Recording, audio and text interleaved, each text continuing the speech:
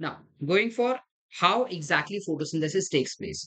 तो बेटा फोटोसिंथेसिस या फॉस्फोराइलेशन जिसे हम कहते हैं एटीपी प्रोडक्शन वाला प्रोसेस जो हम कह रहे हैं, एटीपी का प्रोडक्शन तरीके से हो सकता है। एक जिसको हम कहते हैं सबस्ट्रेट लेवल फॉस्फोराइलेशन, जो बेसिकली होता है साइटोप्लाज्म में और जनरली ये होता है इन रेस्पिरेशन। एक होता है जिसको हम कहते हैं, अच्छा नहीं, this can be occurring in photosynthesis also, कहाँ वो बताता हूँ मैं आपको। एक होता है फोटोफॉस्फोराइलेशन जो होता है क्लोरोप्लास्ट के अंदर, और एक होता है ऑक्सीडेटिव फॉस्फोराइलेशन जो होता है माइटोकॉन्ड्रिया में। तो ये वाला प्रोसेस फिलहाल हम नहीं देख रहे हैं। हालांकि ये प्रोसेस और ये प्रोसेस एग्जैक्टली सेम होते हैं, जस्ट दैट उनके लोकेशंस अलग है और थोड़ा सा वेरिएशंस आ जाता है। And ultimately you have ATP production, ये सब। ठीक है, going to understand about photophosphorylation. What exactly happens in photophosphorylation? तो दो प्रकार के फोटोफॉस्फोराइलेशन होते हैं।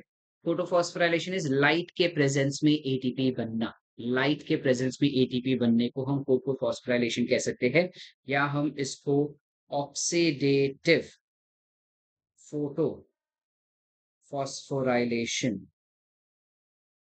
भी कह सकते हैं। ठीक है।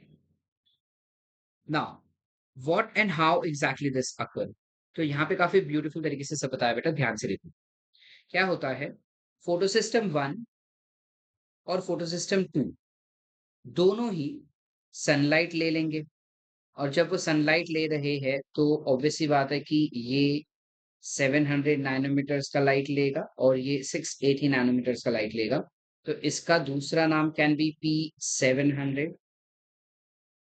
680 नैनोमीटर्स और 700 नैनोमीटर्स का लाइट लेके ये दोनों जो है वो एक्साइट हो जाते हैं और इलेक्ट्रॉन रिलीज कर देते हैं। जब ये इलेक्ट्रॉन रिलीज करते हैं तब you will have pheophytin that will accept the electron. ये डायरेक्शन गलत दिया है बेटा। It will accept the electron. कितने? 4 इलेक्ट्रॉन। ये भी गलत दिया है। There are 4 electrons which are accepted. 4 electrons that are been taken up over here. ठीक है।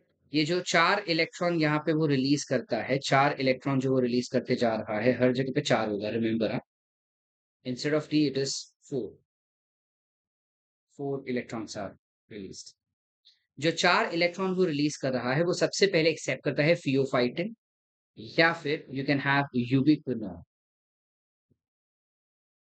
या फिर you can also call it as coenzyme Q.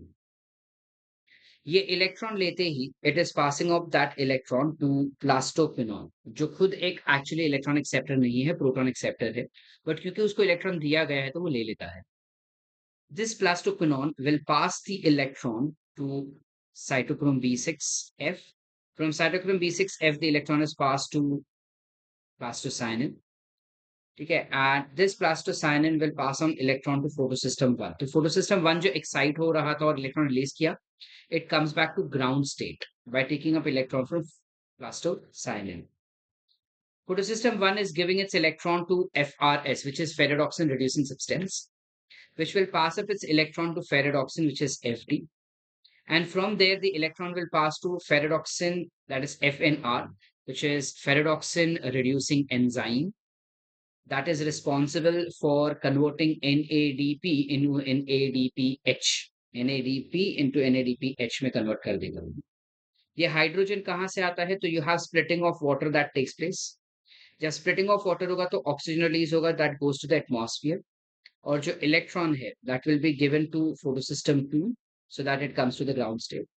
And hydrogen जो release हुआ that will go and get bind to NAD.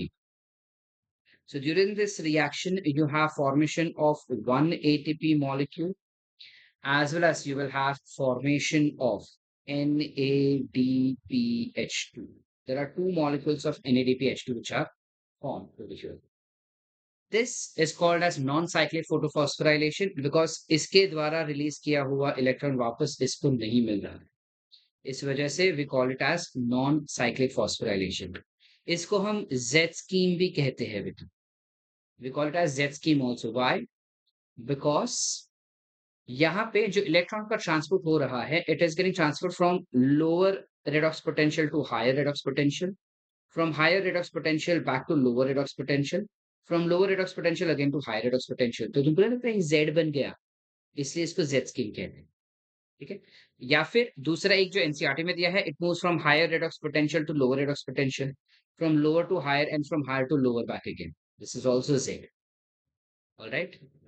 इस वजह से इसको जेड स्कीम भी कहा जाता है। इस पर्टिकुलर नॉन साइक्लिक फोटोफॉस्फोराइलेशन को जेड स्कीम भी कह सकते हैं। कहा जाता है कि इस नॉन साइक्लिक फोटोफॉस्फोराइलेशन को होने के लिए ये सारे जो इंटरमीडिएट्स है या इलेक्ट्रॉन एक्सेप्टर्स है, ये एग्जैक्ट लोकेशंस में ही होने चाहिए और एग्जैक्ट सीक्वेंस में ही होने चाहिए। तो ही पॉसिबिलिटी है कि फोटोफॉस्फोराइलेशन हो पाता है, वरना फोटोफॉस्फोराइलेशन हो पाएगा नहीं। इसी प्रकार से यू विल हैव, और देखो यहीं पे बताया है uphill, downhill, uphill and downhill, and that is the reason it is called as Z scheme, as zigzag shape का होता है। ठीक है बेटा। बाकी यहाँ पे बेसिक बताया है कि कौन से क्या किस प्रकार के होते हैं, ये हमको इतना डिटेल में जानने का जरूरत नहीं है, तो हम इसको स्किप कर सकते हैं। स्प्लिटिंग ऑफ वाटर के बारे में जब तक बात कर रहे हैं, तो पानी को स्प्लिट होने के लिए हमें कुछ न्यूट्रिएंट्स एसेंशियली चाहिए, विच इज मैंगनीज और क्लोरीन काफी इंपॉर्टेंटली चाहिए, जिसके प्रेजेंस में वाटर स्प्लिट किया जा सकता है। और वाटर जब स्प्लिट होता है तब जनरली दो मॉलिक्यूल वाटर के स्प्लिट होंगे, ताकि चार हाइड्रोजन, चार इलेक्ट्रॉन और एक ऑक्सीजन मॉलिक्यूल इजिली रिलीज हो सके।